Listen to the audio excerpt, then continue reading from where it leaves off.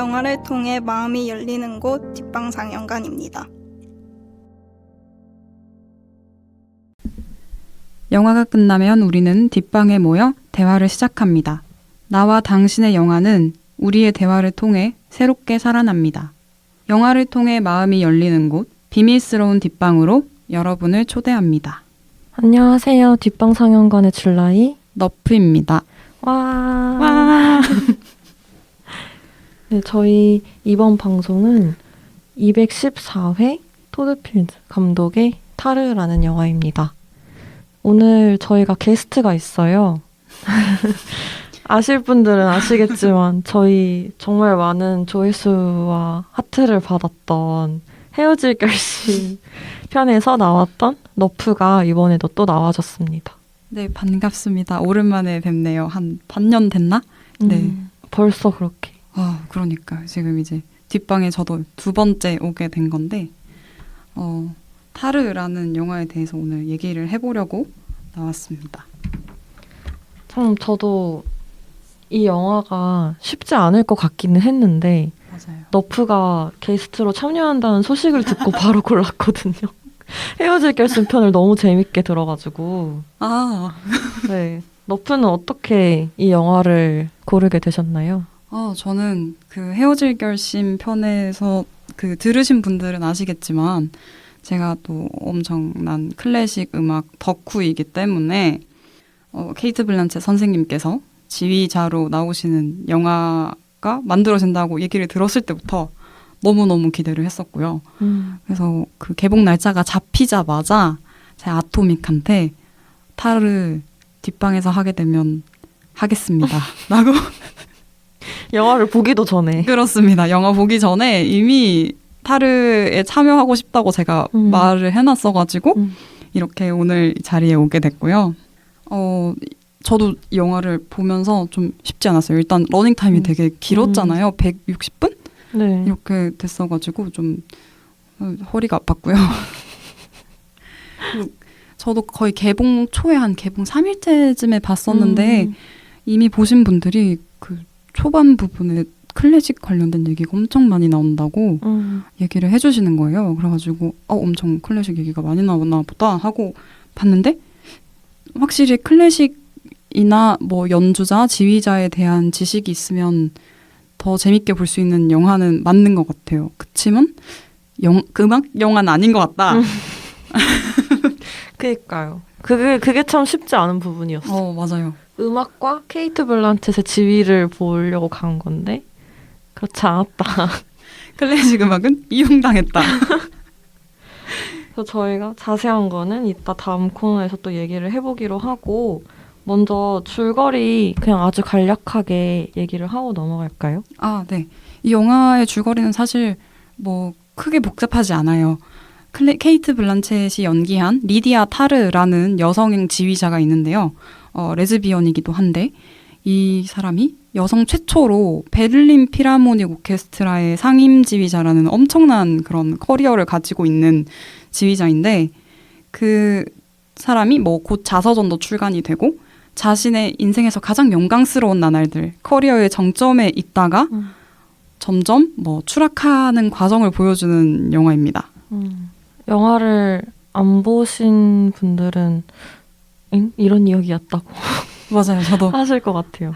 뭔가 뭐 좀 스릴러 같긴 하겠다라는 생각을 했는데 약간 저는 블랙스완 느낌을 기대를 했었는데 그쵸. 네, 아니면 뭐 위플래시? 뭐 그런 느낌이라고 생각했는데 물론 그러니까 막 해피하고 이런 영화가 아닐 거라고는 생각을 했는데 생각보다 더 힘든 영화였다고 해야 되나?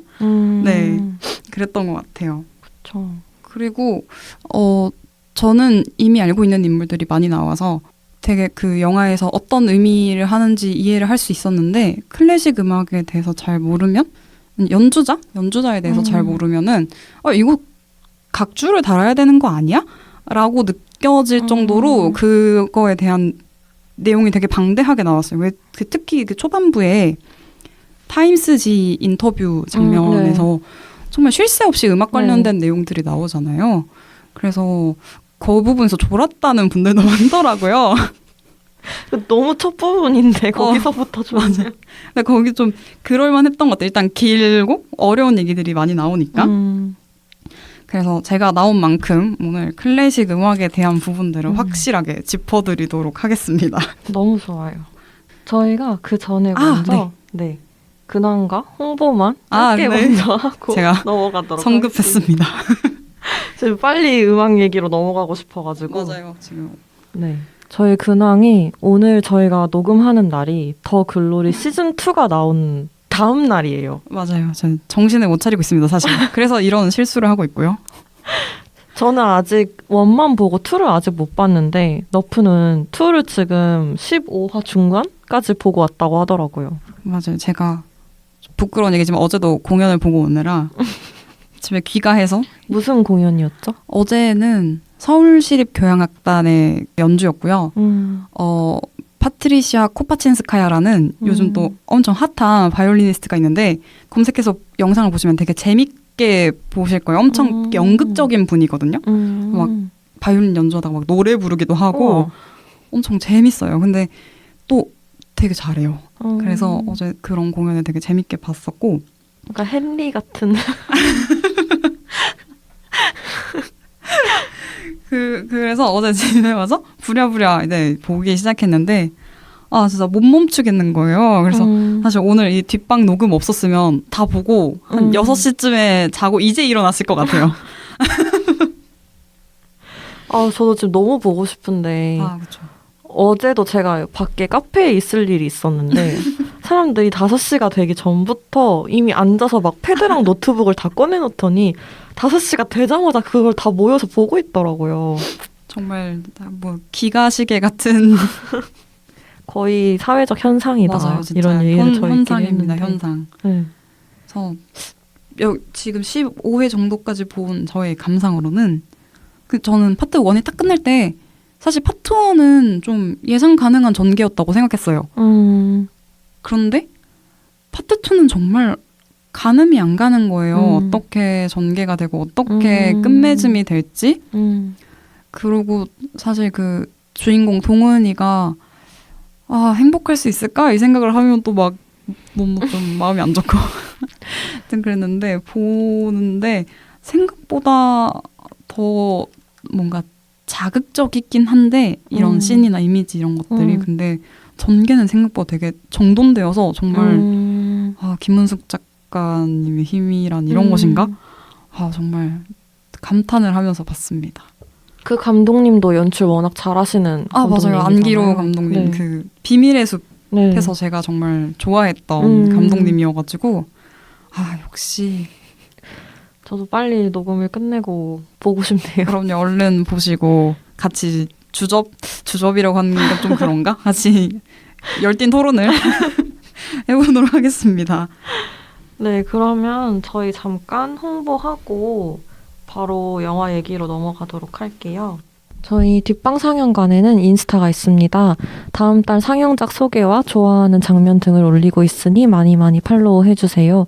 또한 영화 추천이나 방송 후기 등 전하고 싶은 이야기가 있다면 인스타와 팟빵 댓글, 이메일, 익명 메시지를 보낼 수 있는 에스크드 등으로 저희에게 전해주세요. 에스크드와 이메일 주소는 인스타 프로필 또는 팟빵 소개란을 참고하시면 됩니다. 네, 그러면 저희 본격적으로 영화 이야기를 할 텐데 오늘은 이 영화가 음악이 워낙 배경 지식을 알아야지 더 영화를 완벽하게 이해할 수 있을 정도로 정보가 너무 많이 나와서 먼저 음악에 대한 정보들을 저희 클래식 덕후인 너프님으로부터 쭉 훑어서 듣고 나서 영화 얘기를 하면 좋을 것 같아요. 네. 지금 되게 얘기할 내용이 많아가지고 아까도 마음이 앞섰었는데 클래식 음악과 음악계의 인물들에 대한 정보가 굉장히 많이 나오는 영화고 실존 인물들도 굉장히 언급이 많이 되는데 그래서 인물들에 대해서 간략한 부분은 간략하게 좀 길게는 길게 말씀을 드리자면은 이 영화에서 제임스 레바인과 샤를 디투아라는 인물이 언급이 되거든요.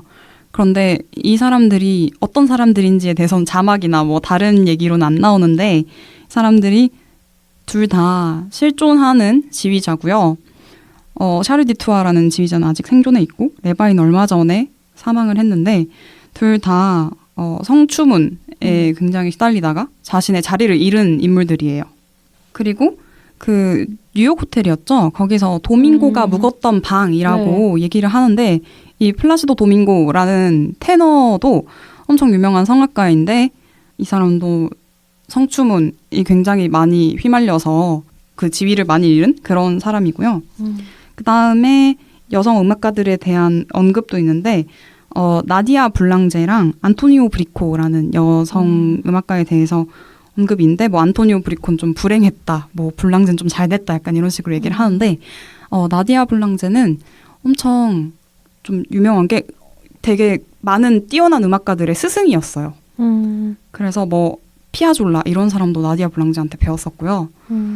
네, 그래서 음악가들의 음악가 같은 느낌으로 나디아 블랑제가 언급이 되었고 그다음에 또 지금 우리 동시대의 여성 지휘자 중에 마린 알소비라는 지휘자가 있어요. 이분은 그 작년에 되게 화제가 되었었던 피아니스트 임윤찬 님이 미국의 반클라이본 콩쿠르에서 우승을 했을 때 그때 그 오케스트라를 지휘를 했고 심사위원장을 했던 그런 인물이고요. 마린 알소비도 레즈비언이라고 합니다. 그래서 이 영화를 보고 좀 불쾌했다고 해요. 그 리디아 타르라는 인물이 자신과 너무 좀 그 바이오그래피 같은 것들이 비슷해서.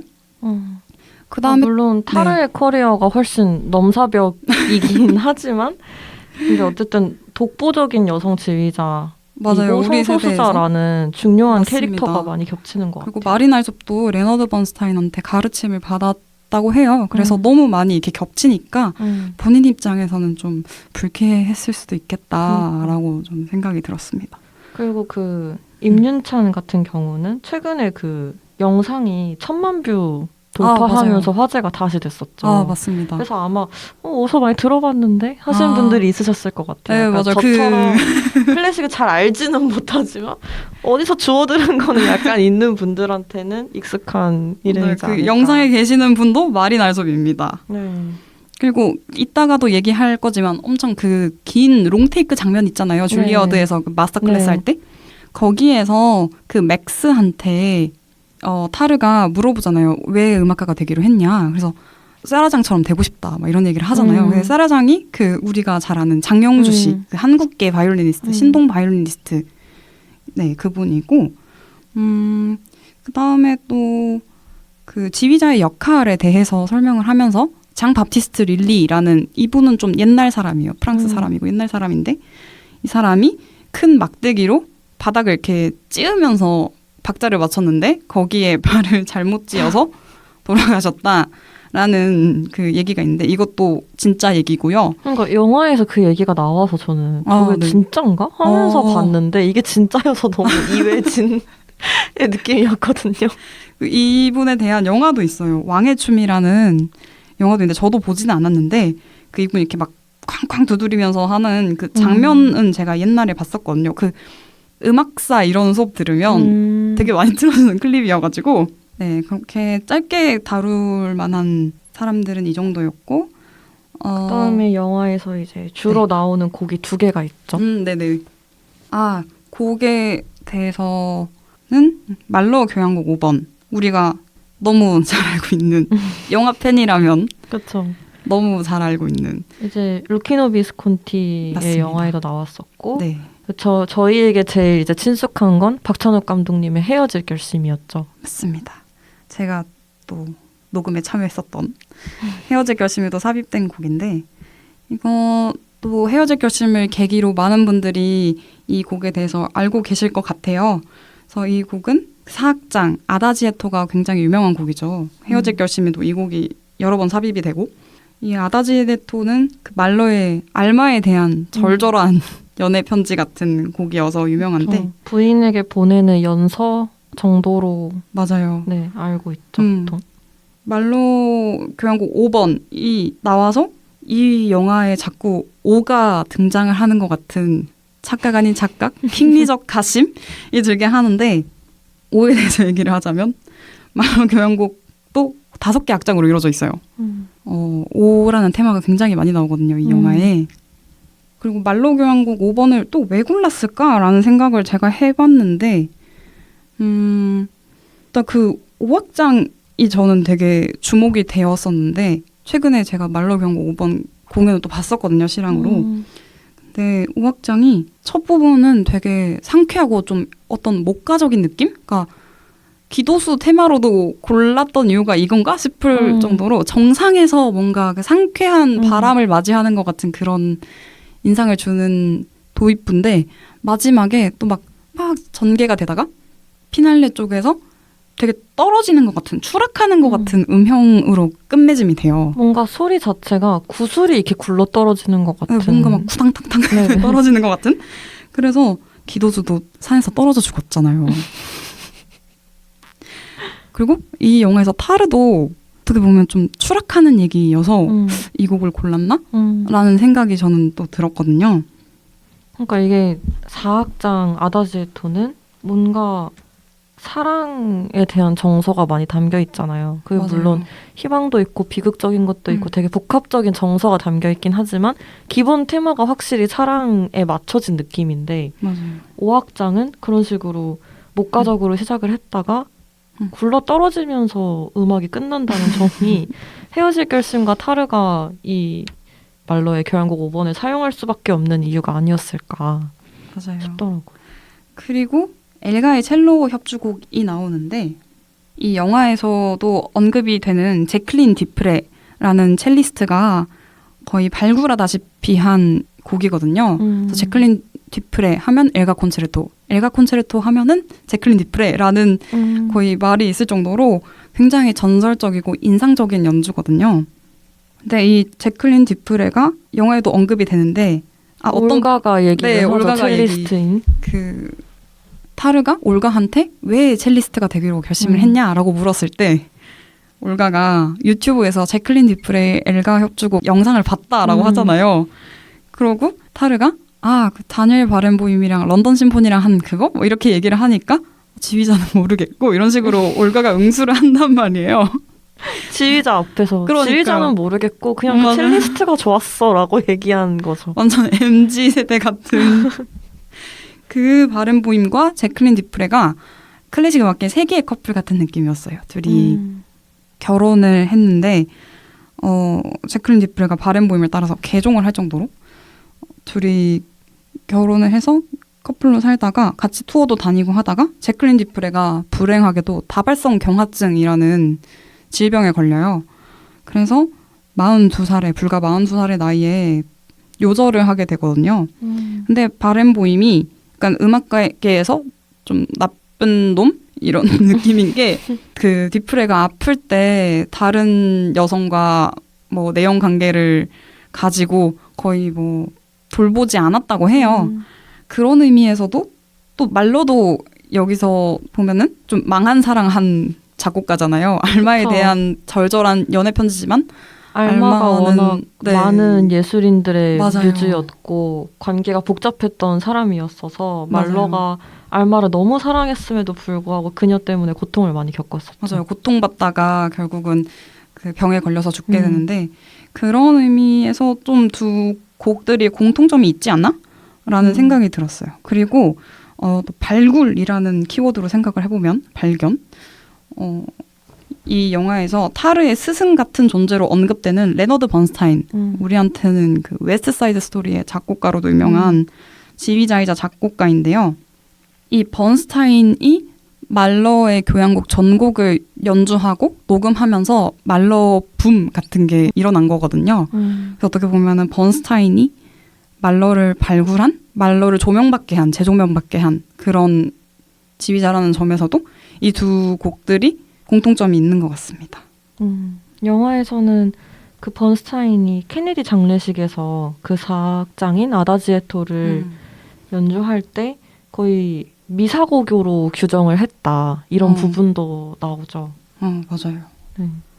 그리고 또 여기서 재밌는 인물이 엘리엇 카플란이라고 그 타르가 운영하는 재단의 후원자로 나오죠. 이 사람이 완전 실존 인물 아니고 길버트 카플란이라는 실존 인물을 모티브로 만든 인물이라는 게 너무 그 극 중에서 잘 드러나는데 이 길버트 카플란이 되게 재밌는 사람이에요. 이 사람이 평생 말로의 교향곡 5번이 아니라 2번만을 연주한 되게 독특한 지휘자거든요. 그게 어떻게 된 거냐면 이 사람은 사실은 음악 전공생이 아니었고 오히려 인스티튜셔널 인베스터라는 그 월가의 경제지 CEO였어요. 그리고 뭐 저널리스트기도 했고 그런데 이 사람이 원래도 클래식을 되게 좋아하는 사람이었는데 20대 때 카네기 홀에서 이 말로 교향곡 2번 연주를 듣고 너무너무 감명을 받은 거예요. 그렇게 클덕으로 살다가 저처럼 40살에 지휘 공부를 시작합니다. 말로 교향곡 2번을 연주하기 위해서. 되게 일이 바쁜데도 매일 5시간씩 공부하고 레슨 받고 이러면서 지휘를 하기 위한 그 준비를 차근차근 해나갔대요. 그러고 이 말로 2번이 연주되는 전 세계의 뭐 오케스트라를 찾아다니면서 공연을 보고 막 지휘자들 쫓아다니면서 엄청 질문도 많이 하고 그렇게 준비를 하다가 이 사람은 또 CEO지 않습니까? 굉장히 부유했어요. 백만장자? 뭐 거의 그 정도였다고 해요. 그래서 자신의 자비를 들여서 이 말로 2번을 결국은 연주를 하는데 그때 평론가들한테 자기는 아마추어니까 이 공연에 대한 평을 쓰지 말아달라고 얘기를 했어요. 부탁을 했어요. 근데 한 평론가가 그걸 깨고 이 공연에 대한 평을 쓴 거죠. 그래서 이 사람이 되게 유명해졌어요. 그러니까 그 연주가 좋았다는 거겠죠. 그래서 심지어 빈 피라모닉이랑도 이 사람이 말로 교향곡 2번을 녹음을 한 게 있어요. 그러니까 이 말로 교향곡 2번만 연주하는 지휘자로 산 거예요. 그래서 심지어 내한 공연을 한 적도 있다고 합니다. 우리나라에서 공연을 한 적이 네, 성남 아트센터가 개관할 때 와서 내한 공연을 했대요. 그래서 되게 멋있는 게 그 연주비를 안 받고 항공료만 지원받았나? 체류비까지인가? 하여튼 네, 연주를 받지 않고. 네. 그게 진짜 음악에 대한 진정한 리스펙 아닐까요? 정말. 나는 그런 돈을 받을 정도로 프로 음악인은 못 돼라는 어떤 스스로 음악을 너무 높이 평가를 하니까 자기를 낮게 볼 수밖에 없는 그런 마음이 덕후의 마음이 아니었을까요? 맞아요. 이게 그래서 실제로 영화 속에 그 엘리엇 카플란이랑 겹치는 지점이 진짜 많은 것 같아요. 맞아요. 이게 참고로 이 엘리엇 카플란은 그 마크 스트롱 배우가 연기를 했어요. 저희한테는 이제 킹스맨으로 많이 알려진 맞다.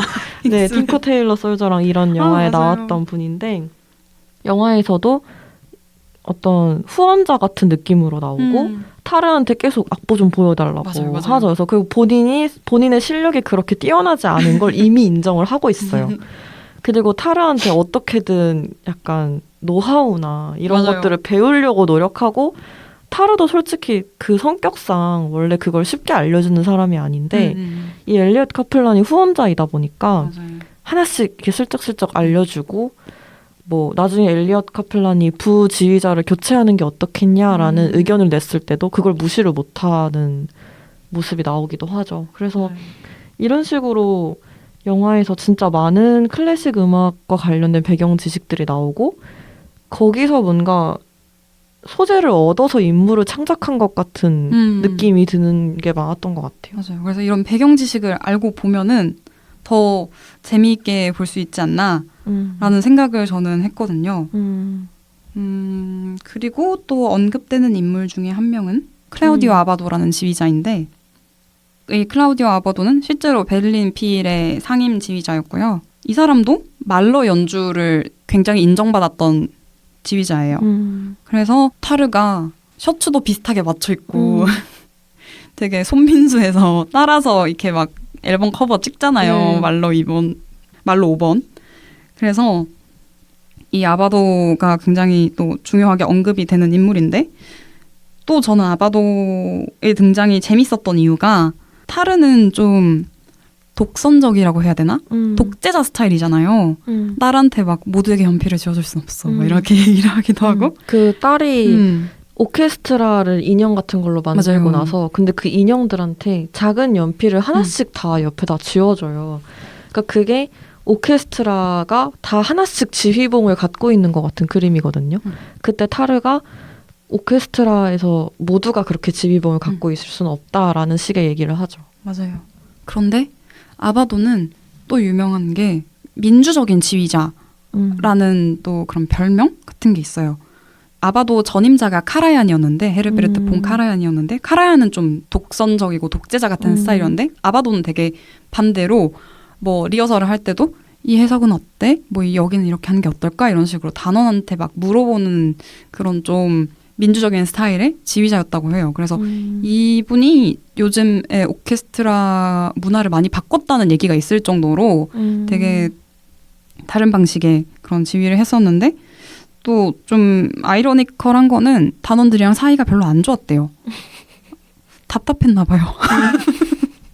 아무래도 익숙한 방식이 아니니까. 네, 맞아요. 그리고 또 아무래도 베를린 필하모닉의 단원들 정도면 다 실력이 엄청나고 자기에 대한 프라이드가 강한 사람들일 텐데 뭔가 그런 면에서 충돌이 있지 않았나 싶기도 하고 그래서 이 상임지휘자가 거의 종신에 가까운 자리인데 아바도가 빨리 그 자리에서 내려와요. 그런 비하인드가 있는 인물이고요.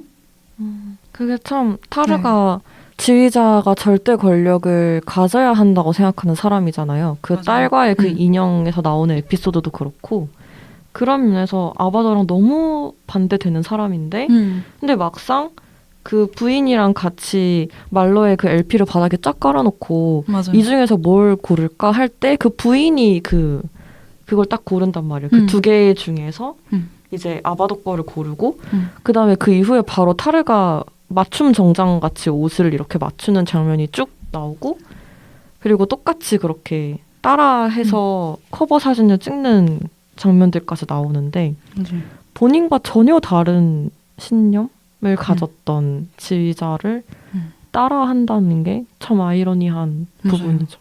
그런 점에서 아바도를 괜히 고른 게 아니구나 라는 생각이 들었습니다. 혹시 음악 얘기 더 해주실 게 있을까요? 제가 언급 안 한 게 있는 것 같은데 그 번스타인의 개인사에 대해서 얘기를 하자면은 번스타인도 양성의 성향이 있었다고 해요. 게이라고 하는 사람들도 있고 물론 그 여성과 결혼을 해서 자녀도 있었는데 결국 진짜 진정으로 사랑했던 인물은 남성이었다. 그런 점에서도 그 타르와 공통점이 있는 것 같고요. 그러니까 이 영화에 나오는 그런 짧게라도 스쳐 지나가는 인물들이 타르와 연관성이 없는 인물이 하나도 없는 것 같아요. 맞아요. 뭐 여성 지휘자라던가 아니면 말러의 음악을 좋아했다던가 뭐 어떤 성소수자였다던가 어떤 성추문이 있었다던가 맞아요. 이런 식으로 다 연관이 있는 인물들만 나오더라고요. 그리고 이건 저만 봤을 수도 있는데 그 타르의 집에 연필꽂이 같은데 연필이 꽂혀 있는데 팔로미노라는 회사의 블랙윙 연필 되게 유명한 연필이거든요. 많은 작가들이 쓰고 막 그랬는데 번스타인이 이 연필을 즐겼었다고. 제가 잘못 본 걸 수도 있습니다. 아니 그거를 이스터 에그로 넣은 것도 대단한데 그거를 발견한 너프가 더 대단해요. 진짜 대단하다. 그러면 또 혹시 놓친 인물이나 정보가 그리고 있나요? 타르가 있는 이 클래식 음악이라는 업계가 굉장히 보수적인 업계거든요. 그거에 대해서도 언급을 하는 게 좋을 것 같아요. 타르가 여성으로서 그 베를린 필 상임 지휘자가 됐다는 게 되게 대단한 성취인 게 우리가 흔히 알고 있는 되게 그런 명문 악단들 베를린 필하모닉, 빈 필하모닉 이런 데서 심지어 평단원 중에 여성이 입단을 한 게 불과 한 30년 정도밖에 되지 않았어요. 베를린 필은 82년에야 처음으로 여성 단원이 입단을 했다고 하고요.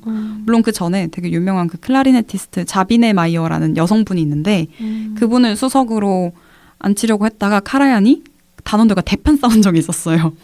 카라얀이 반대한 거예요? 아니요. 카라얀이 자비네 마이어를 수석으로 기용을 하려고 했는데 다른 단원들이 다 반대를 해서 그 베를린 필은 이 수석을 뽑을 때도 단원들의 만장일치가 있어야 하는 걸로 저는 알고 있거든요. 그런 약간 되게 유명한 그 클래식계의 스캔들이라고 해야 되나? 그런 게 있었고요.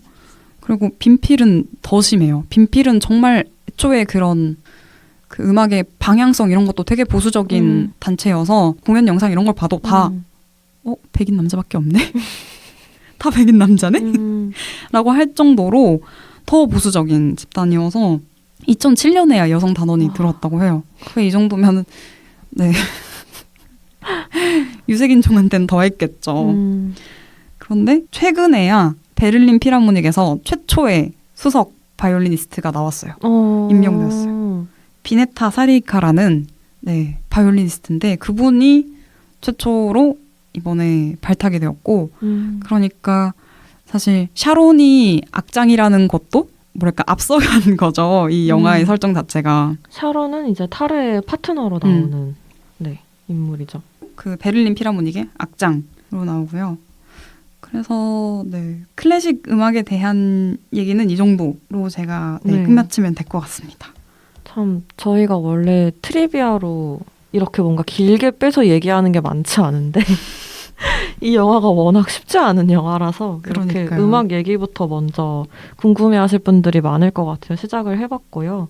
그다음에 나머지 트리비아를 좀 더 추가해서 하자면 일단 이 영화 타르는 골든글로브, 베니스 국제영화제, 영국 아카데미, 크리틱스 초이스 이런 데에서 지금 여우주연상을 케이트 블란쳇이 수상을 많이 하고 있어요. 그리고 올해 아카데미상 6개 부문에도 후보에 올랐는데 뭐 작품상, 감독상, 각본상, 촬영상 등 뭔가 중요한 부문의 이름을 거의 다 올렸다고 보시면 될 것 같아요. 근데 그중에서 또 여우주연상의 후보로 강력하게 언급이 되고 있는데 지금 저희 녹음일 기준으로는 아직 결과가 나오지 않았습니다. 아마 방송이 올라갈 때쯤이면 양자경이 받았을지 케이트 블란쳇이 받았을지 아카데미 언제죠? 내일 아니 내일이 아니죠. 월요일 아침에 저희가 생중계를 볼 수 있는 걸로 알고 있어요. OCN 채널에서 한다고 하더라고요. 얼마 안 남았네요. 저는 사실 헤어질 결심이 노미네이트 되지 않은 것을 기점으로 아카데미에 대한 관심이 뚝 떨어져서 약간 저 혼자 보이콧 하고 싶은 느낌. 맞아요. 저 혼자 보이콧. 나만의 보이콧 하고 있습니다. 네, 그래서 시상식을 아주 휩쓸고 있는 중이고 궁금하네요. 누가 받을지. 그니까요. 둘 중에 누가 받을지. 참 이게 의미심장한 이유가 두 영화 다 공통점이 원래 처음에는 주인공이 남자로 상정을 하고 영화가 만들어지다가 나중에 이제 각자 다른 이유로 여성으로 주인공을 바꾸고 각각 양자경과 케이트 블란쳇이 캐스팅이 된 거예요. 이게 참 처음부터 남자로 했다가 뭐 캐스팅 이런 문제들 때문에 결국 바꿨다는 게 참 씁쓸하면서도 왜냐면 이 영화도 그러니까요. 어떤 여성의 젠더적 문제 같은 걸 많이 다루고 있는 영화잖아요. 맞아요. 그런 점에서 현실과 참 밀접하게 연관이 되어 있는 것 같아요. 그러니까요. 근데 원래 하려던 대로 남자 주인공이었다면 이 정도의 열광적인 반응이 나오지 않았을 것 같아요. 두 작품 다. 그쵸. 그래서 타르의 감독인 토드 필드도 인터뷰에서 타르가 만약에 주인공이 백인 남성에 대한 이야기였다면 관객들이 5초 만에 모든 이야기를 파악할 수 있었을 것이다 라고 얘기를 했대요. 그래서 케이트 블란쳇이랑 이제 감독이랑 같이 얘기를 많이 했던 게 주인공이 여성이어야 관객들이 권력 자체를 더 탐구하게 될 수 있을 것이다 라는 얘기를 했다고 하더라고요. 맞아요. 그러니까 이게 그냥 백인 남성에 대한 이야기면 그냥 너무 쉽게 저 사람을 가해자고 저 사람 캔슬 당해야 되고 이런 식으로만 우리가 단편적으로 영화를 해석할 수 있잖아요. 근데 타르라는 캐릭터가 백인 여성 레즈비언이라는 어떤 강자성과 소수자성을 다 갖고 있는 캐릭터이기 때문에 이 사람이 가지고 있는 어떤 그런 설정들 그래서 권력에 대한 어떤 탐구나 그런 교차성 같은 것들에 대한 고민을 관객들이 더 많이 할 수밖에 없었던 것 같아요. 맞아요. 그리고 타르의 직업을 지휘자로 설정한 것도 정말 탁월하다는 생각이 들었는 게 지휘자는 이 21세기 민주주의 사회에서 합법적으로 독재를 할 수 있는 몇 안 되는 직업이잖아요. 그러니까요. 저는 지휘자가 독재자라는 생각을 못 했었는데 이 영화를 보면서 알았어요. 진짜 독재자구나. 맞아요. 이 영화에서도 그런 얘기가 나오거든요. 이게 지휘자는 시간을 통제하는 맞아요. 사람이라고. 시간을 지배하는 사람이라고 타르가 엄청 거의 강력하게 얘기를 하죠. 거의 정복자 캉 수준이죠. 그리고 또 지휘자는 제가 그 무라카미 하루키가 그분도 되게 클래식 좋아하시잖아요. 네. 그래서 그 오자와 세이지랑 대담을 한 책이 있어요. 그래서 그 책을 읽었었는데 거기에서 그런 문구가 나와요. 그러니까 지휘자는 어떤 악기가 더 뭐 돋보일지 선택하는 직업이라고. 선택으로 자신의 권력을 행사하는 그런 직업이라는 생각도 들어서 이 영화에 선택이라는 키워드로 읽게 되더라고요, 저는. 그래서 그 선택이라는 거에 대해서 얘기를 좀 해보자면은, 이 아까도 말씀을 드렸지만 말러의 그 심포니 교향곡이나 엘가의 첼로 협주곡도 그런 번스타인이라는 지휘자 그리고 뒤프레라는 첼리스트에 의해서 선택받아서 이 곡의 운명이 달라진 면이 있잖아요. 그리고 또 타르도 이 협연을 할 때 솔리스트를 선택을 하고 그렇죠. 굳이 첼로의 음악을 고르기도 했고 맞아요. 그래서 그러니까 연주자나 지휘자는 작곡가의 곡을 선택을 하고 그다음에 지휘자는 또 연주자를 선택을 하고 또 사실 타르도 선택을 받는 입장이잖아요. 다른 뭐 그런 업계 오케스트라 관련 인물들, 단원들한테 그런 의미에서 생각을 해보면은 뭔가 선택하는 입장이 될 수도 있고 선택받는 입장이 될 수도 있으니까 그런 의미에서 또 권력을 읽을 수 있지 않나라는 생각이 들었어요. 그렇죠. 선택과 권력이 굉장히 밀접한 연관이 있음을 계속 영화에서 얘기를 하고 있죠. 그러면 저희가 다른 트리비아 그냥 배우들에 대해서 조금씩만 하고 다시 본격적으로 영화 얘기로 넘어가 볼게요. 저는 그 여기서 부지휘자 후보 중에서 교수와 조교의 관계처럼 타르에 약간 뒷바라지를 다 하는 캐릭터가 있어요. 그냥 매니저인 줄 알았어요. 에이전트 같은 사람인 줄 알았어요. 저도 처음에 그런 줄 알았는데 알고 보니까 부지휘자 후보인 사람이었더라고요. 되게 극 중에서는 프란체스카라는 이름이고 연기한 배우는 노에미 메를랑이라는 배우예요.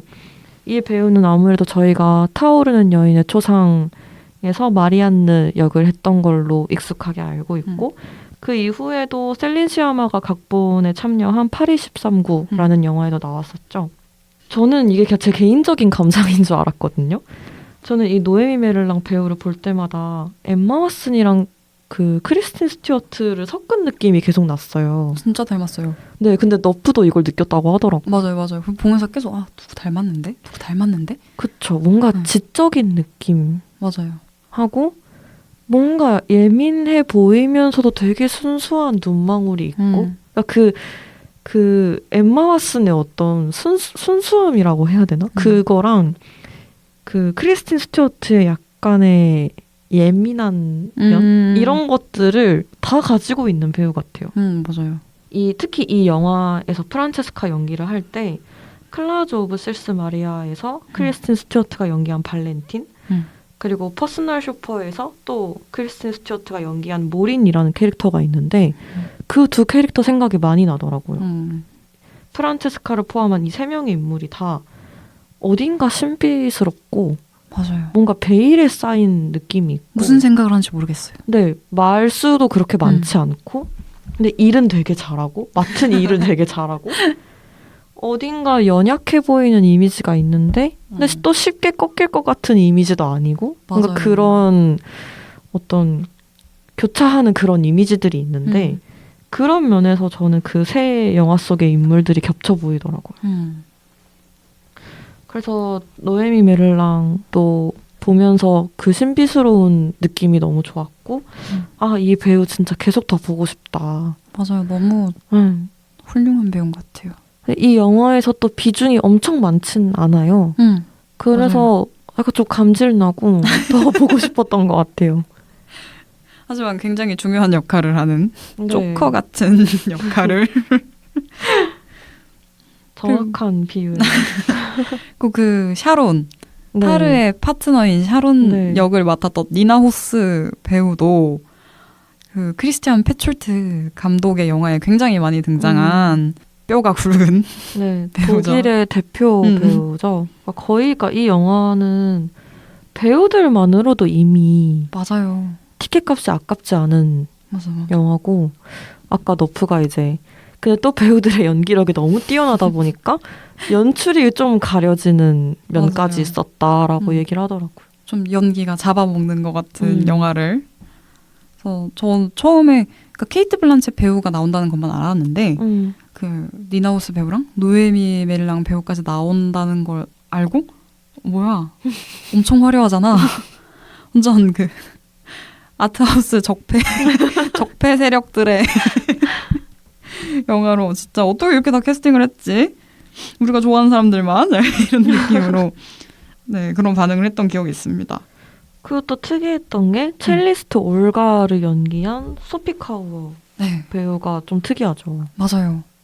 아니, 어쩐지 너무 그 첼로 연주하는 게 자연스럽더라고요. 실제로 이 배우가 첼로를 하는 배우고 오히려 연기를 이번에 처음 이 영화로 입문한 그런 케이스라고 해요. 근데 이 배우가 진짜 웃긴 게 정말 올가랑 비슷한 게 연기를 유튜브를 보고 배웠다고 합니다. 아니 진짜 신기한 게 이 배우를 오디션을 통해서 뽑았다고 하더라고요. 맞아요. 그냥 신인을 발굴하듯이. 근데 영화에서도 그 블라인드 테스트를 하면서 오디션에서 맞아요. 올가가 발탁이 되잖아요. 2번이나 블라인드 오디션을 치르거든요. 맞아. 그래서 이런 점들이 아니 실제 인물과 영화 속 인물이 이렇게까지 맞닿을 수 있나 하는 신기함이 있었던 것 같아요. 어쩐지 첼로 연주를 할 때 너무 안정감이 있고 그러니까요. 묵직함이 있었어요. 그 첼리스트만이 가지고 있는 어떤 묵직함이 있잖아요. 그런 느낌이 나서 신기했는데 어쩐지 8살 때부터인가 첼로 네, 연주를 했다고 맞아요. 하더라고요. 네, 그러면 혹시 더 얘기할 게 있으신가요? 트리비아에서? 트리비아 관련해서는 네, 다 얘기한 것 같아요. 네, 그러면 저희가 이제 드디어 본격적인 드디어 영화 이야기로 넘어가 보도록 할게요. 근데 사실 음악이랑 배우 얘기가 너무 중요했어서 맞아요. 이 영화에 너무 큰 네. 부분이었기 때문에 네. 물론 영화에 관련해서도 얘기할 것들이 많지만 저는 이 영화가 싫지는 않은데 또 막 정이 가지도 않는 것 같아요. 그러니까 사실 저희가 기대한 건 케이트 블란쳇이 지휘하는 모습을 보고 싶어서 거의 영화를 보러 간 거잖아요. 지금 안 보여줘 해. 말로 지휘를 하다가 뚝 끊겨요. 맞아. 더 내놔요. 약간 이런. 더 내놔. 더 줘.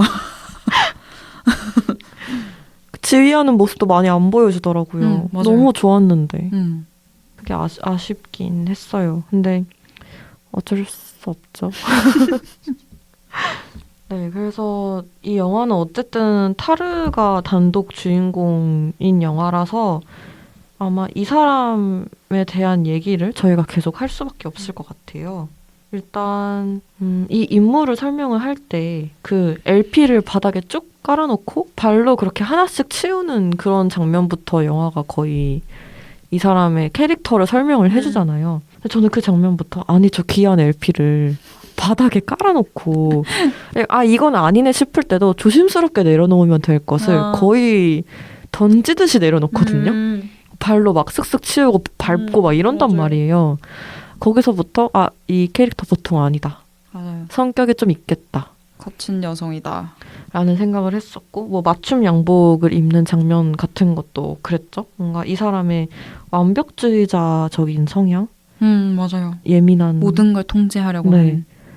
약간 강박이 있고 이런 옷핏까지 다. 우리가 천재 아티스트에게 기대하는 그 모든 편견들 있잖아요. 그거를 딱 다 갖춘 예민하고 까탈스러운. 네. 그런 인물로 설정이 되어 있죠. 그리고 저는 그것도 좀 좋았어요. 이렇게 손목시계를 계속 안쪽으로 차는 디테일이 있더라고요. 아, 네. 근데 원래도 사실 시계는 자기가 보려고 하는 거니까 손목 안쪽에 시계가 보이게 하는 게 맞잖아요. 근데 저는 그냥 왠지 그게 어색해서 시계를 차면 바깥쪽으로 차거든요. 네네. 그게 뭔가 패션적으로도 약간 액세서리적으로 사용할 때도 그런 느낌이고 그 저도 꼭 안쪽에 있어야만 제가 시계를 볼 수 있는 건 아니니까 네, 그렇게 맞아요. 했는데 시계를 안쪽에 찬다는 거는 저한테는 좀 더 자기중심적인 사람을 표현하는 느낌이 있더라고요. 그래서 타르가 시계를 되게 지휘자니까 자주 확인할 수밖에 없는데 손목 안쪽에 있는 시계를 볼 때마다 아 이런 디테일도 너무 좋다 그런 생각을 했던 것 같아요. 그리고 그 케이트 블란쳇 배우가 입은 모든 착장들이 다 너무 아름다웠어요. 그쵸. 진짜 팔척장신 너무 잘 어울려. 근데 너무 우아하고 멋있게 입고 나오는데 막 좀 하는 게 좀 우스꽝스럽잖아요. 그래서 저는 이 영화가 되게 코미디 같다고, 블랙 코미디 같다고도 생각을 했어요. 막 그렇게 막 쫙 빼입고 막 베를린필 지휘자인데 마음에 드는 여자애 때문에 막 채점표 고치고 여자애 미쳐서 막 화장실에서 그 구두 맞아, 구두 보고 막 이렇게 막 안에 있나 이렇게 약간 고개를 숙여서 이렇게 확인하고 이러거든요. 맞아. 왜 저래? 왜 저래? 그래서 근데 너무 뭐랄까 좀 저는 타르의 행동이 이해가 안 되는 거예요. 뭐 올가가 진짜 너무너무 막 빛나는 재능이 있다거나 음악에 대한 진정성이 있고 자신과 음악적으로 너무 잘 통해서 뭐 솔리스트로 발탁하는 게 아니라 그냥 성적으로 매력을 느껴서 왜냐면 올가랑 진짜 안 맞잖아요. 맞아. 올가는 처음부터 뭐 지휘자는 관심 누군지 모르고 맞아요. 그냥 그 첼리스트가 좋아서 시작했어라고 얘기하는 사람이고 진짜 딱 그 MZ세대의 표본 같은 느낌이거든요. 올가가. 되게 호락호락하지 않은 인물이고 맞아요. 자기가 어디 사는지도 안 알려주려고 일부러 집이 아닌 이상한 폐건물 같은 데에 맨날 내리잖아요. 맞아.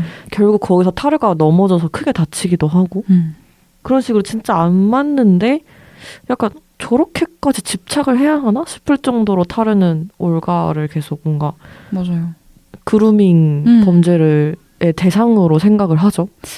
올가한테도 그렇게 했을 정도면 그 전엔 정말 얼마나 많은 어린 여성 음악가들한테 그렇게 했을까. 정말 안 봐도 비디오다. 그러니까요. 라는 생각이 들더라고요. 그래서 어쩌면 이게 이 지휘자가 선택을 하고 뭐 이 시대에 뭔가 유일하게 합법적인 독재자다 이런 말씀을 하셨잖아요. 그런 면에서 저는 이 타르라는 캐릭터가 마음이 가진 않는데 이해는 다 되더라고요. 그냥 저라도 그렇게 보수적인 환경에서 약자성과 이런 것들을 갖추고 있는 내가 왜냐면 타르는 자기의 소수자성을 그냥 전면에 오픈하는 사람이거든요. 여성 파트너가 그쵸. 있고. 근데 그런 상황에서 되게 그 정치질과 노력과 재능과 이런 것들을 통해 그 높은 자리에 올라가서 말도 안 되는 기록을 세운 사람이잖아요. 그러면 그런 삶을 산 사람이 과연 그 권력에 익숙해지지 않을 수 없었겠다 하는 생각이 드는 거예요. 그래서 그 권력을 수행하는 방식 같은 것도 워낙 그렇게 뭐 투표로 곡을 정하고 연주자를 정하고 이런 오케스트라의 상황들 속에서 타르가 자기 마음대로 하려면 이렇게 교묘하게 막 나 사실 당신을 다음 뭐 부지휘자로 쓰고 싶은데 라던가 근데 사실 지금 부지휘자가 당신 음악 소리 당신 연주 소리 너무 크다고 하던데 나는 잘 모르겠어 막 이런 식으로 되게 교묘하게 정치질을 하거든요. 그러니까 그런 식으로 해야 근데 또 뭐 본인의 어떤 평판을 지킬 수 있는 그런 것도 있겠지만 지휘자로서 그렇게 해야 내가 그리고 있는 연주를 실현시킬 수 있는 거잖아요. 맞아요. 그래서 그런 면에서 보면 이 지휘자라는 직업이 그 자리를 지키고 그 자리에서 본인의 일을 잘 하려면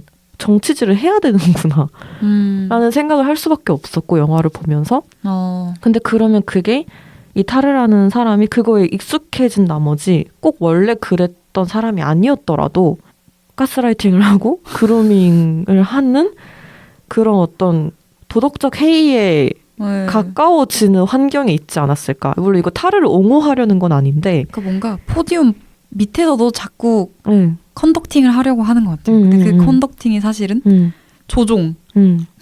그쵸. 그게 되는 그런 거고. 습관이 뭔가 남아 있어서 어떤 그런 권력의 메커니즘이 그런 식으로 확장되는 과정도 있지 않았을까라는 맞아요. 생각이 들더라고요. 이거는 잠깐 딴소리를 하자면 저희 아빠가 사실은 감독 출신이신데 어렸을 때 집에서 그렇게 물 떠와라, 리모컨 가져와라 이러셨어요. 그래서 저희 어머니가 아빠한테 집에서도 감독질 하지 말라고 그랬거든요. 그러니까요. 생각해보면은 다 그런 사적 영역까지 그거를 확장하는 데서 벌어지는 일인 것 같아요. 그렇죠. 이게 습관이 남으니까요. 그 직업 현장에서 있었던 게. 그래서 물론 이제 저희 아버지는 이제는 그러시지 않긴 한데. 네. 그래서 그런 점에서 이 영화가 지휘자라는 직업을 정말 잘 선택한 것 같았어요. 권력의 메커니즘의 이야기를 할 때. 그래서 아까 얘기했던 것처럼 그 후원자인 카플란과의 어떤 관계 같은 것도 타르가 무조건 강자이기만 한 건 아닌 거예요. 그쵸. 눈치를 봐야 되는 후원자도 맞아요. 있고 어떤 여성이자 성소수자로서 갖고 있는 약자성 같은 것도 있고 그런 점에서 좀 다양한 층의 이야기를 하고 있는 영화죠. 타르가 되게 다층적이고 다면적인 인물인 것 같아요. 어떤 면에서는 그런 백인이란 점에서 인종적으로는 어떤 타자성에 해당되지 않지만 타자로 여성이라던가 레즈비언이라는 점에서는 또 타자인 거잖아요. 그런 식에서도 복합적이고 또 샤론과 타르가 입양한 페트라가 난민 출신이잖아요. 네. 그런 점에서도 되게 좀 다층적인 것 같아요, 이 사람이. 맞아요. 영화가 참 뭐 설정 하나를 그냥 막 쉽게 한 거 없이 해석의 여지도 너무 다양하고 그래서 이 영화가 이 얘기를 하고 싶은 건가? 이런 것들을 되게 모호하게 많이 숨겨놓은 영화의 느낌이었어요. 또 뭐 이 영화에서 되게 중요하게 던지는 질문 중에 하나가 예술가의 삶과 그 예술가의 성취가 분리될 수 있는가? 이런 얘기를 하잖아요. 그런데 타르는 일단 분리될 수 있다고 하는 입장이죠. 그 나치 얘기가 나왔었죠. 네네. 카라얀과 푸르트 뱅글러가 나치 시기에 활동했던 지휘자라서 이 사람들에 대한 평가도 아직 확정적이지 않은 걸로 제가 알고 있거든요. 그래서 뭐 푸르트 뱅글러도 뭐 히틀러의 생일에서 연주를 했다던가 뭐 그런 적도 있는데 또 뭐 유대인의 탈출을 돕기도 했다 이런 얘기도 있고 그냥 자기는 그러고 싶지 않았는데 어쩔 수 없는 시대적 상황 때문에 그런 오해를 받게 된 게 아니냐라는 얘기도 있고 뭐 동조자다 이런 얘기를 하기도 하고 그런 해석이 되게 다분하거든요.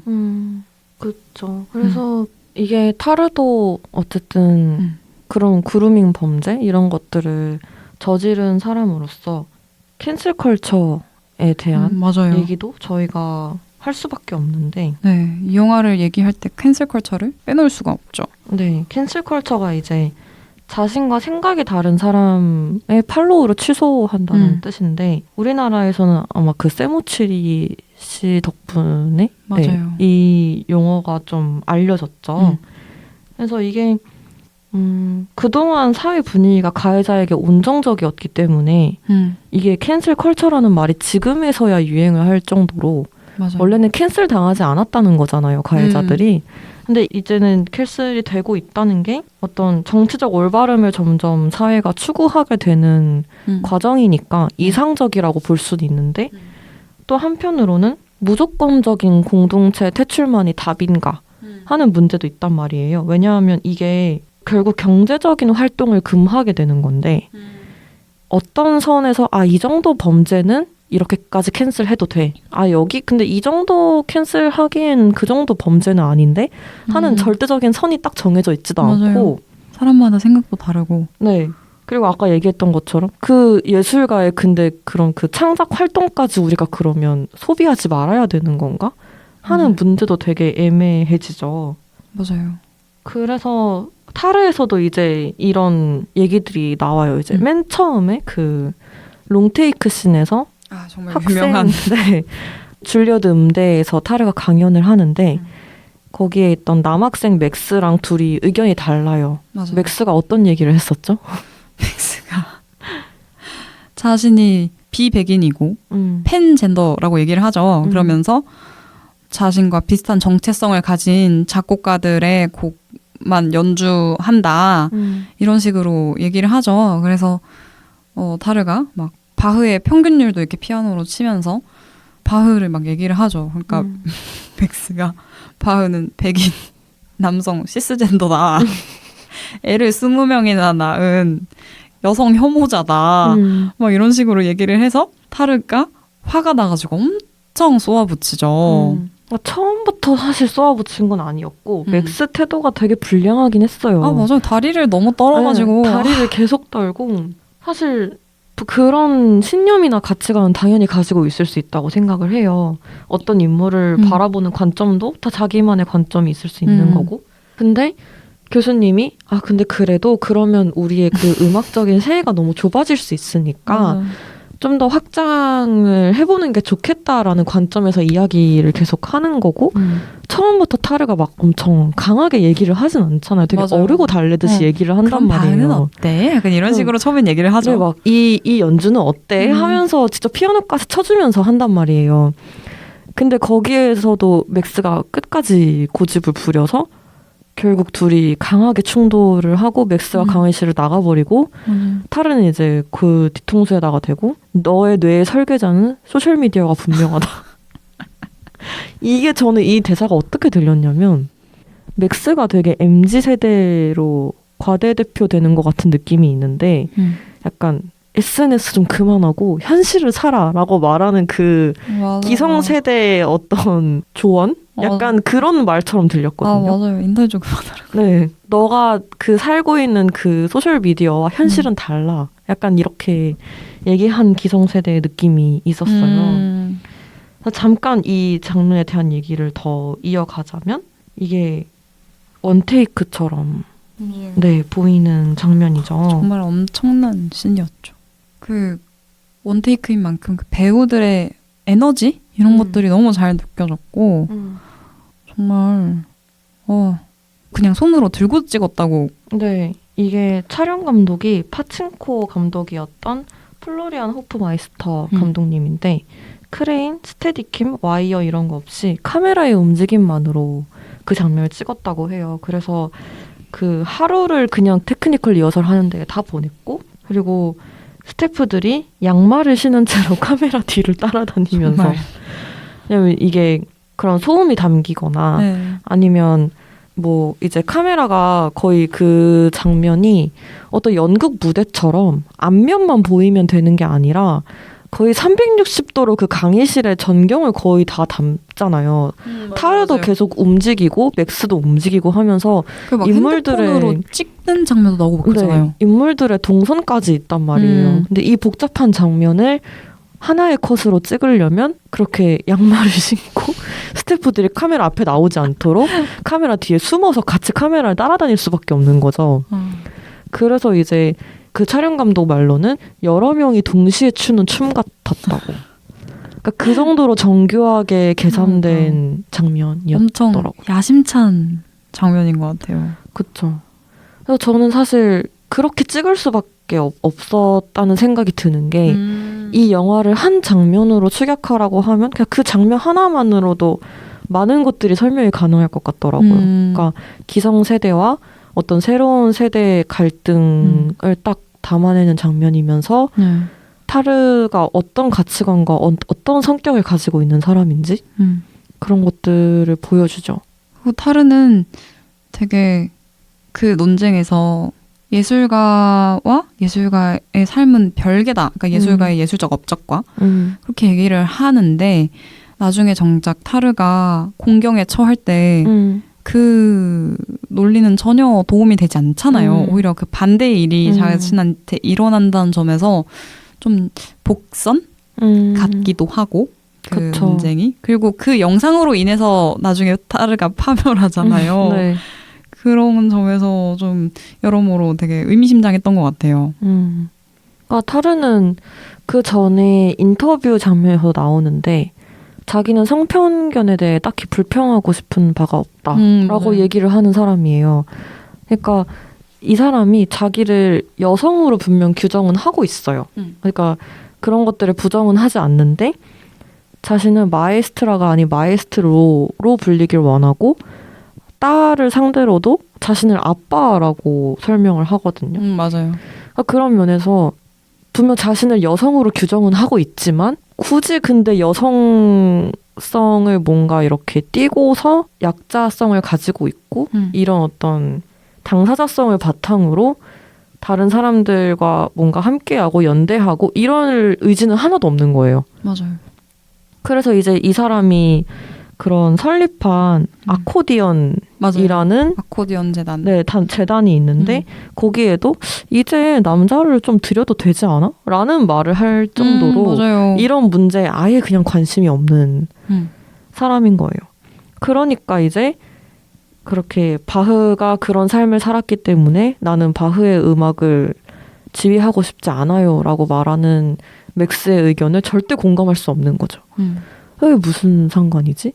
그러니까 맞아. 본인이 여성인 거가 무슨 상관이야? 라고 하는 것처럼 그 예술가가 그런 삶을 산 게 무슨 상관이야? 라고 생각하는 사람인 거죠. 그리고 타르가 되게 소음에 예민한 사람이잖아요. 막 냉장고 소리도 싫어하고 그런 직업적인 이유에서 소음에 예민할 수 있겠지만 그런 어떤 지배욕 이런 거에서 또 기인한다고 볼 수 있을 것 같아요. 모든 걸 통제하고 싶어 맞아요. 하는. 모든 걸 이 소리를 그러니까 제일 중요한 건 타르한테 소리잖아요. 네. 음악가니까.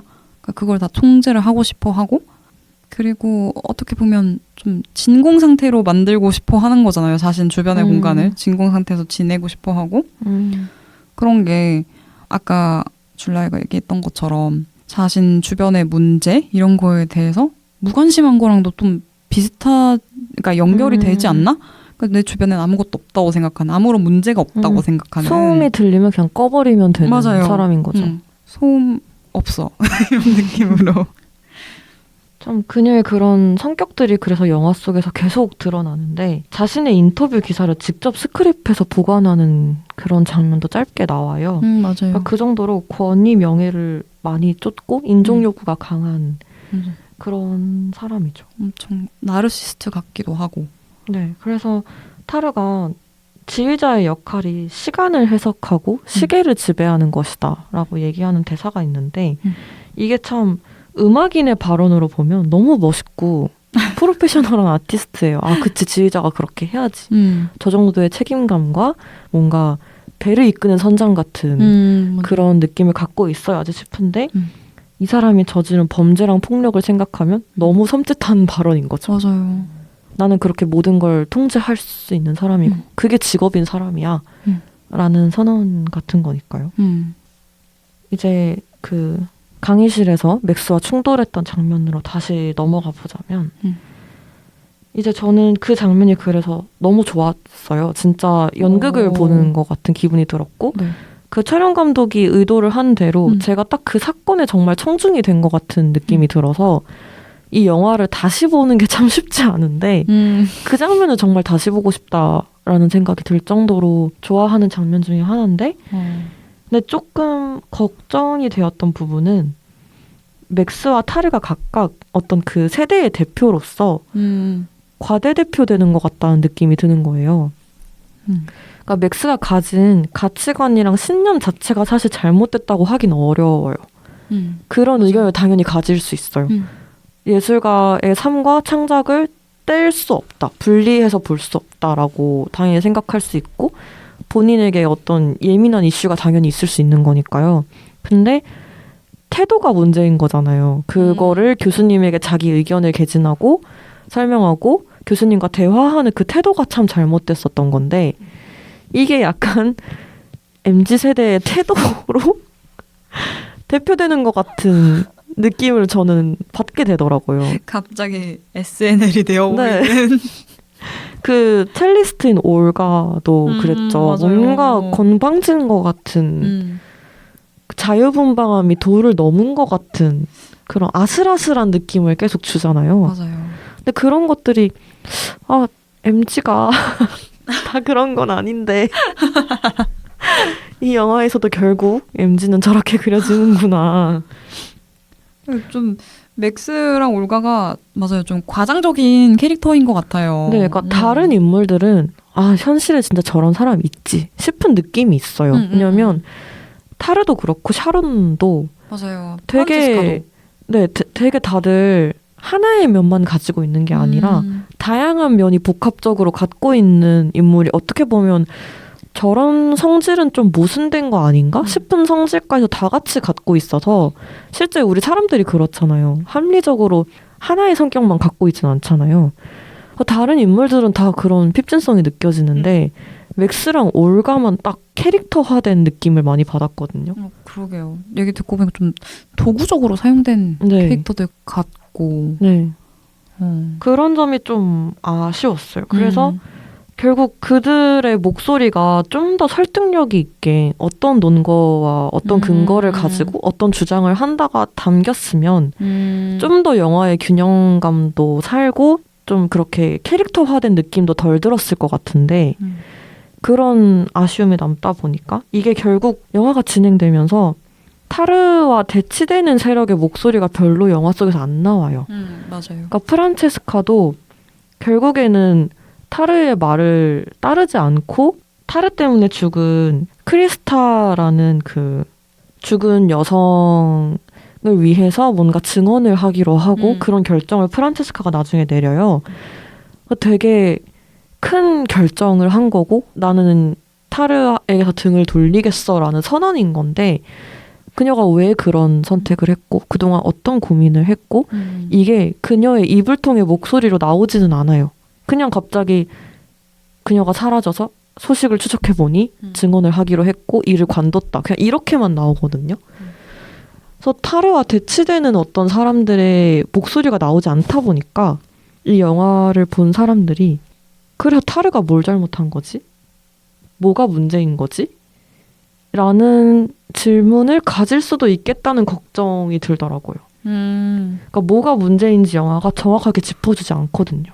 맞아요. 그래서 저는 그 모호한 점이 이 영화를 뭐 흥미롭게 만든다면 흥미롭게 만들 수도 있겠지만 감독이 좀 안전하게 가려고 하나? 그래서 뭔가 정확하게 답을 내리는 영화는 뭔가 되게 까다롭죠. 만들기도 어렵고 여러 비판을 또 받을 수도 있고. 맞아요. 그래서 그 모호함이 좀 안일하게 느껴지기도 하는 것 같아요. 그런 스탠스들이 좀 영화가 애매하게 느껴지는 부분들이 분명히 있어요. 왜냐하면 타르가 추락하고 나서도 묘하게 그런 타르를 응원해주는 것 같은 정서도 영화에 담겨 있거든요. 맞아요. 후반부에. 좀 그 보는 사람으로 하여금 타르를 지지하게 하는 그런 느낌 있죠.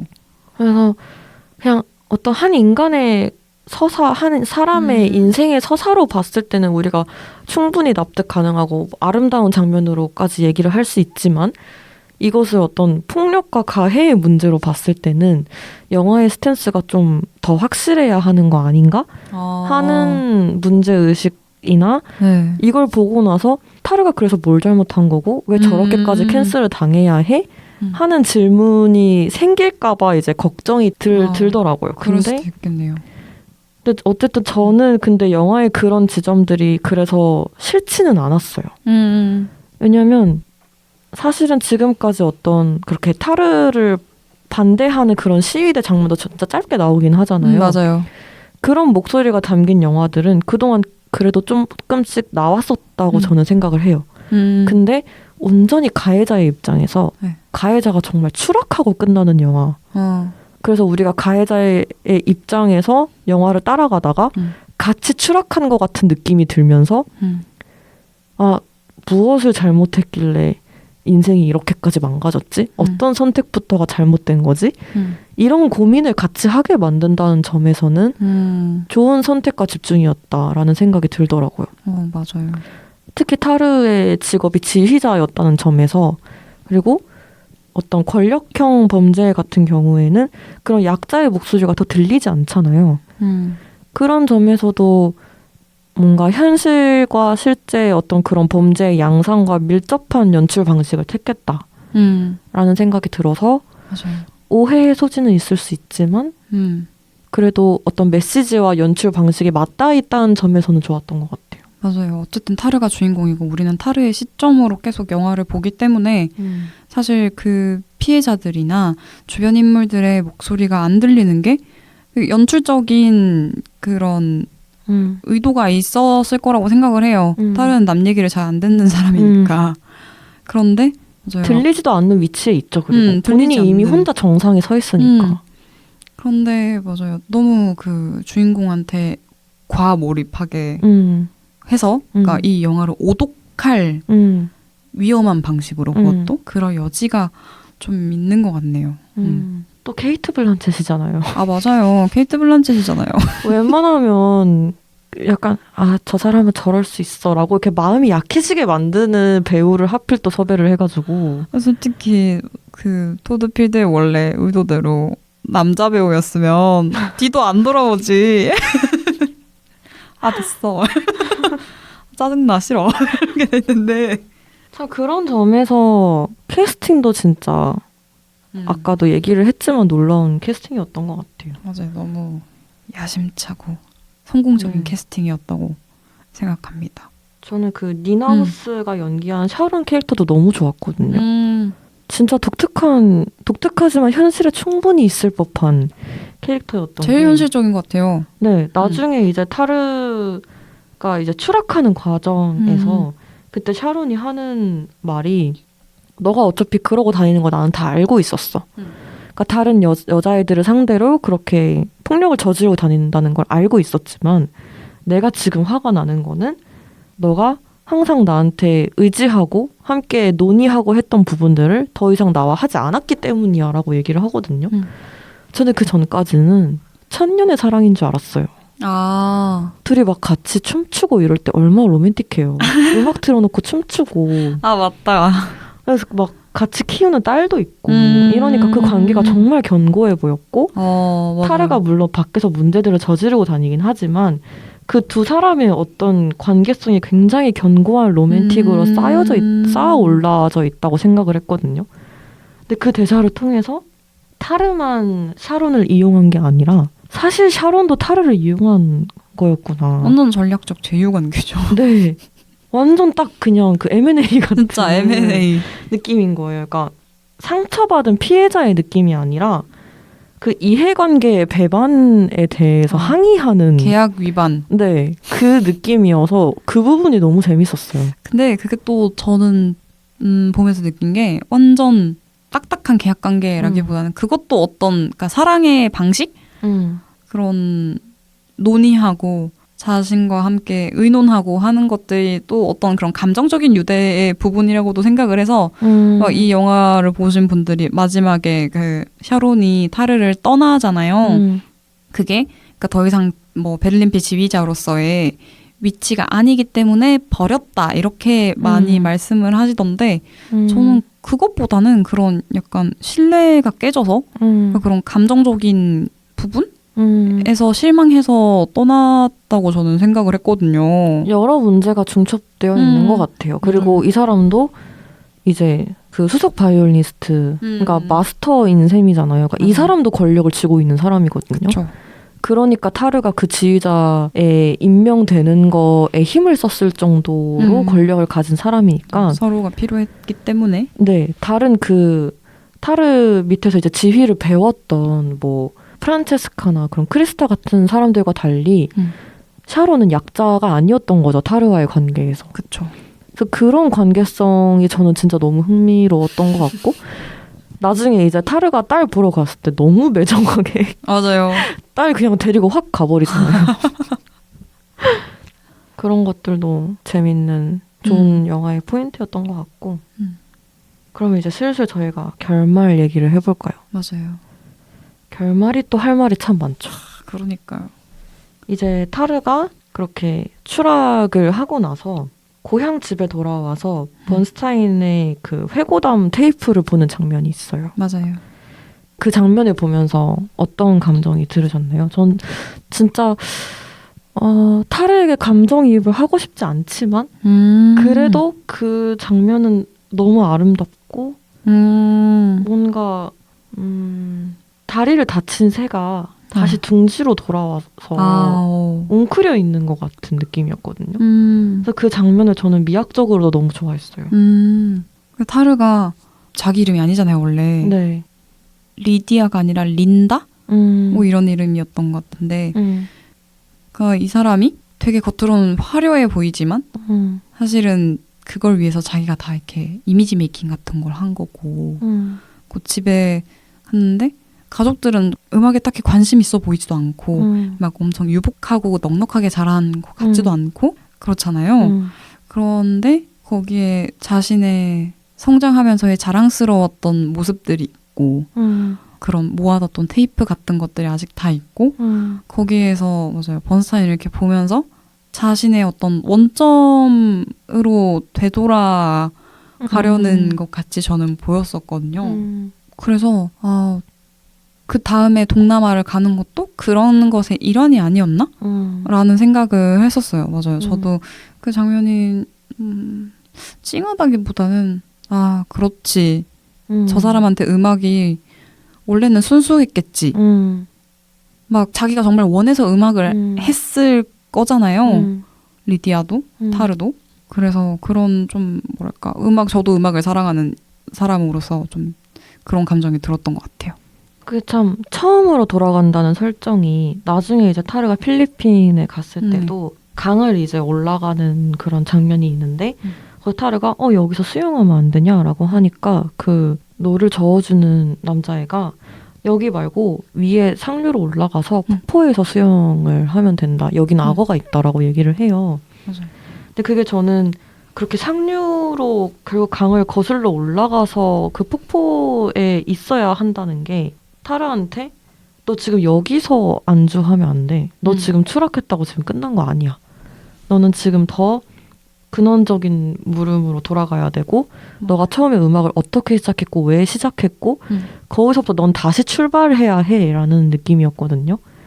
그런 점에서도 처음 고향집으로 돌아가서 자기가 음악을 시작하게 된 아마 계기였을 수도 있는 거잖아요. 그런 것들을 보는 게 그런 의미가 있었던 것 같고 또 악어 얘기를 하자면 그게 말론 블란도의 영화에서 악어를 쓰고 여기에 그냥 풀어놓고 그냥 갔다 이런 대사가 나오거든요. 맞아요. 그래서 그 영화가 아마 프란시스코 포드 코폴라의 지옥의 묵시록을 얘기를 하는 것 같아요. 근데 그 영화가 좀 길어서 저희가 지금 그 영화를 설명할 시간은 없고 짧게 얘기를 하자면 전쟁에서 인간이 느끼는 어떤 공포와 도덕적인 두려움 이런 것들에 대한 주제를 담고 있거든요. 그래서 그런 지점이 이 영화에서 언급이 되는 것도 타르한테 어떤 진정한 공포, 그러니까 타르가 그 전까지 신경쇠약에 걸리잖아요. 그래서 뭔가 누군가로부터 자꾸 자기를 지켜보고 있는 것 같고 뭔가 귀신이 자기를 따라다니는 것 같은 그런 느낌이 들 정도로 신경쇠약에 걸리는데 그런 공포가 결국 타르가 본인이 잘못을 한 걸로부터 야기가 된 거잖아요. 맞아요.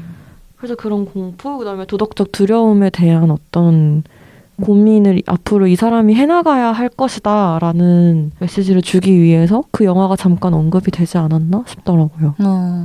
악어가 상징하는 것도 그런 것 같고. 그리고 그 마사지샵. 네. 얘기를 안 할 수가 없죠. 맞아. 저도 좀 보면서 괴로웠어요. 네. 괴로웠는데. 그게 참, 그, 오케스트라랑 똑같은 포지션으로 그 어린 여성들이 앉아 있어요. 맞아요. 그리고 그 중에서 초이스를 하라고 하죠. 맞아요. 처음에 무슨 어항 앞으로 가라 그래요. 맞아. 피시볼? 그래서 어항? 왜 어항을 가야 되죠? 타르가 이해를 못해요. 뭐 어떻게 하라는 거지? 이거 어떻게 하라는 거예요? 하니까 직원이 저기 가서 저 여자애들 중에서 고르면 돼요 라고 해주는데 그 여자애들이 앉아있는 모습이 꼭 그 오케스트라 단원들과 같은 포지션으로 앉아있고 맞아요. 그중에서 타르를 쳐다보고 있는 유일한 여자애가 있는데 걔가 딱 그 첼리스트인 올가가 앉아있던 자리랑 비슷해요. 그래서 그거를 보고 타르가 충격을 받아서 마사지샵에서 뛰쳐나와서 토를 하거든요. 맞아요. 그걸 보면서 저는 타르가 거울 치료를 받았다. 이게 바로 거울 치료다. 가장 확실한. 네. 그동안 자기가 저질렀던 그런 권력형 범죄의 추악함과 역겨움을 이제야 느끼고 토를 한 것이 아닐까라고 저는 해석을 했었던 것 같아요. 그리고 그 다른 분들이 영화를 보고 그 마사지샵에 앉아있던 소녀들의 수가 5명이라는 거를 언급을 하시더라고요. 그래서 말러 교향곡 5번 그리고 5에 대한 얘기가 자꾸 나온다고 그러더라고요. 그래서 왜 하필 5인지는 저도 아직은 잘 모르겠는데 좀 더 네. 생각을 해봐야겠는데 그 필하모닉 아까 얘기 맞아요. 리허설 때 해주셨는데 아까 그래서 그 얘기를 하다가 생각을 하다가 베를린 필하모닉 오케스트라 로고가 있어요. 그 보면은 오각형이 3개가 겹쳐져 있는 모양이거든요. 그래서 이것도 그 5의 일환인가? 라는 생각을 했는데 5라는 숫자가 이 영화에서는 반복적으로 나오더라고요. 저희가 시간이 또 어느새 얘기를 하다 보니까 너무 많이 흘러서 이제 아쉽지만 영화 얘기를 네. 여기서 급하게 마무리를 짓고 그들 각자의 영화관 얘기를 하면서 마무리해야 될 것 같아요. 네, 너프는 오늘 녹음이 어땠거나 혹시 이 영화를 어떻게 기억하게 될 것 같나요?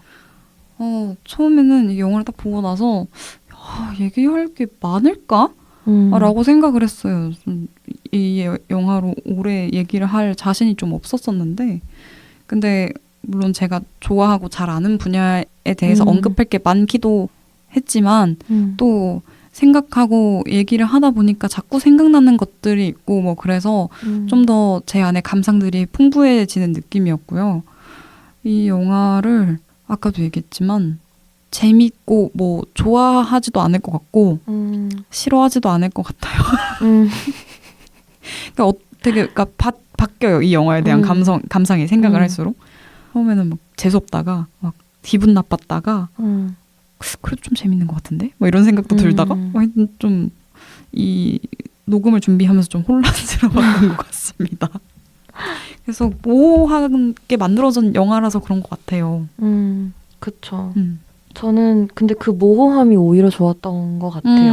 그러니까 타르가 그냥 추락하고 끝나기만 하고 그 이후의 삶에 대해서 영화가 다루지 않았다면 물론 오히려 그걸 다뤘기 때문에 이 사람을 이 범죄자를 옹호하고 응원하는 건가? 라는 어떤 문제의식이나 걱정이 생길 수도 있기는 한데 저는 오히려 그게 나왔기 때문에 당신이 이 삶이 끝나길 원해도 삶은 쉽게 끝나지 않고 당신이 짊어져야 하는 것들이 여전히 많다. 를 반대로 알려주는 것 같기도 했어요. 타르한테. 네. 그 마사지샵 장면도 그랬고 그래서 저는 그런 면에서는 영화의 그런 부분이 좋았던 것 같고 아까 말했다시피 그 본스타인의 테이프를 보는 장면을 제가 정말 좋아하는데 거기서 그 나오는 말이 음악을 이해하기 위해서 샤프나 플랫, 코드, 업계에 관해 알 필요는 없습니다. 무엇보다도 가장 멋진 건 음악으로 느낄 수 있는 감정의 종류에는 한계가 없다는 것입니다. 라는 대사가 나와요.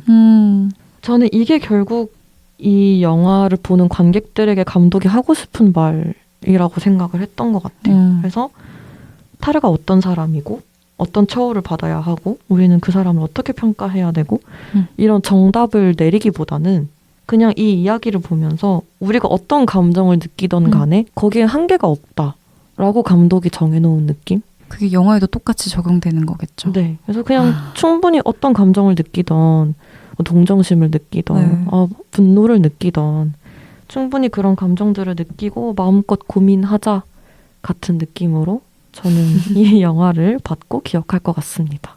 좋습니다.